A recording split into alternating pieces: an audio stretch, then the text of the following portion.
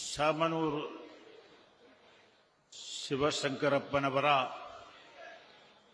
ಅನುಸ್ಮರಣಾರ್ಥವಾಗಿ ಈ ಒಂದು ಕಾರ್ಯಕ್ರಮ ಇಲ್ಲಿ ನಡೆಯುತ್ತಾ ಇದೆ.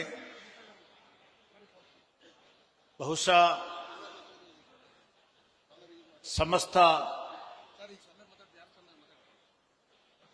ದಾವಣಗೆರೆಯ ಎಲ್ಲ ಬಾಂಧವರು ಕೂಡ ಇಲ್ಲಿ ಆಗಮಿಸುವ ಮೂಲಕ ಆ ಮಹಾನ್ ಪುರುಷರು ಯಾವ ಸಂದೇಶವನ್ನು ತನ್ನ ಬದುಕಿನಲ್ಲಿ ಪ್ರಾಯೋಗಿಕವಾಗಿ ದಾವಣಗೆರೆಯಲ್ಲಿ ತೋರಿಸಿಕೊಟ್ಟಿದ್ದರೋ ಅದರ ಒಂದು ಪುಟ್ಟ ಉದಾಹರಣೆ ಅಂತ ಹೇಳಬಹುದಿದು. ದೀರ್ಘಕಾಲದ ತನ್ನ ರಾಜಕೀಯ, ಸಾಮಾಜಿಕ ಮತ್ತು ಶೈಕ್ಷಣಿಕ ಕ್ಷೇತ್ರಗಳ ದುಡಿಮೆಯ ಮೂಲಕ ಇಡೀ ದಾವಣಗೆರೆಯನ್ನೇ ನಮ್ಮ ರಾಜ್ಯದಲ್ಲಿ ಗುರುತಿಸುವಂತೆ ಒಂದು ಅಭಿವೃದ್ಧಿಶೀಲ ಜಿಲ್ಲೆಯಾಗಿ ಪರಿವರ್ತಿಸುವುದರಲ್ಲಿ ಖಂಡಿತವಾಗಿಯೂ ಆ ಮಹಾನ್ ಪುರುಷರು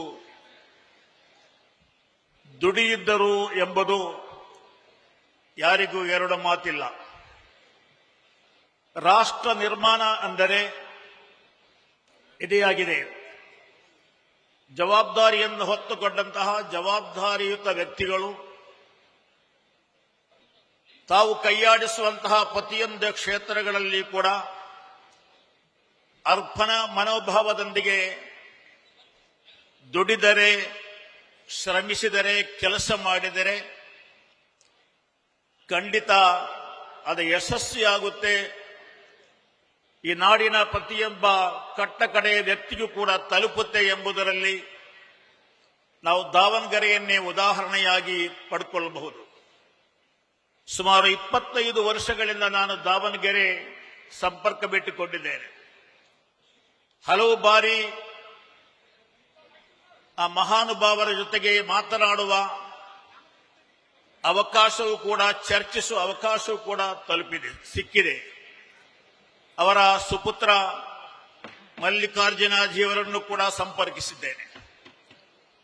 ಅವರು ಮಾಡಿದ ದೊಡ್ಡ ಸಾಧನೆ ಇಡೀ ದಾವಣಗೆರೆಯನ್ನು ಒಂದು ಸೌಹಾರ್ದಯುತವಾದ, ಒಂದು ಸಹೋದರತಾ ಮನೋಭಾವದೊಂದಿಗೆ ಎಲ್ಲರನ್ನು ಒಗ್ಗೂಡಿಸಿಕೊಂಡು ಇಡೀ ದಾವಣಗೆರೆಯನ್ನು ಒಂದು ಕುಟುಂಬವಾಗಿ ಪರಸ್ಪರ ಸ್ನೇಹ, ಸೌಹಾರ್ದತೆ, ಸಹೋದರತೆ, ಪ್ರೀತಿ, ಸ್ನೇಹ, ಗೌರವಗಳನ್ನು ತುಂಬಿಸಿ ಎಲ್ಲರನ್ನು ಒಂದು ಕುಟುಂಬವಾಗಿ ಒಂದು ಕಂಡಿರುವುದು ನಾವು ನೋಡಿದ್ದೇವೆ. ನಮ್ಮ ರಾಜ್ಯದಲ್ಲಿ ಹಲವು ಕಡೆ ಒಂದು ಜಿಲ್ಲೆಗೆ ಕಾಲಿಡುವಾಗ, ಒಂದು ಪ್ರದೇಶಕ್ಕೆ ಕಾಲಿಡುವಾಗ ಭಯದ ವಾತಾವರಣಗಳು.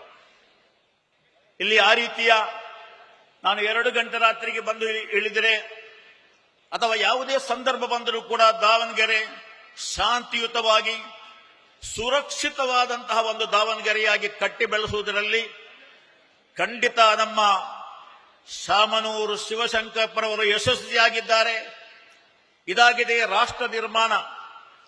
ಊರಲ್ಲಿ ಶಾಂತಿ, ನೆಮ್ಮದಿ, ಸಮಾಧಾನ, ಸಂತೋಷ ಇಲ್ಲ ಅಂದರೆ ಅದರಿಂದ ಖಂಡಿತವಾಗಿಯೂ ನಿರ್ಮಾಣ ಆಗಲಿಕ್ಕೆ ಸಾಧ್ಯವಿಲ್ಲ, ಅಭಿವೃದ್ಧಿ ಆಗಲಿಕ್ಕೆ ಸಾಧ್ಯ ಇಲ್ಲ.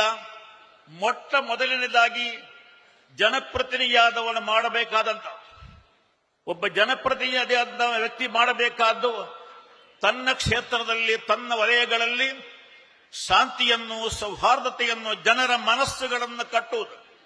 ಆ ಮೂಲಕ ತನ್ನ ಸಿಂಹಾಸನವನ್ನು ಜನಮನಗಳಲ್ಲಿ ಕಟ್ಟುವುದು.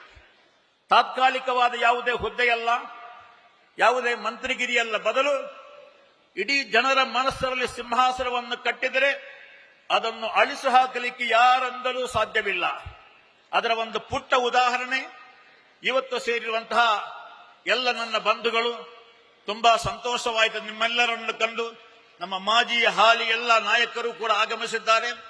ನಾನೆಲ್ಲರಿಗೂ ಕೂಡ ಇದಕ್ಕೆ ಆಯೋಜಿಸಿರುವಂತಹ ಎಲ್ಲರಿಗೂ ಕೂಡ ಅಭಿನಂದನೆಯನ್ನು ಸಲ್ಲಿಸಿ ಅವರ ಆತ್ಮಕ್ಕೆ ಪರಮಾತ್ಮನು ಚಿರ ಶಾಂತಿಯನ್ನು ನೀಡಲಿ ಎಂದು ಹೇಳುತ್ತಾ ಅವರ ಕುಟುಂಬಕ್ಕೆ ಸಾಂತ್ವನ, ಸಮಾಧಾನ, ಸಂತೋಷವನ್ನು ಕರುಣಿಸಲಿ.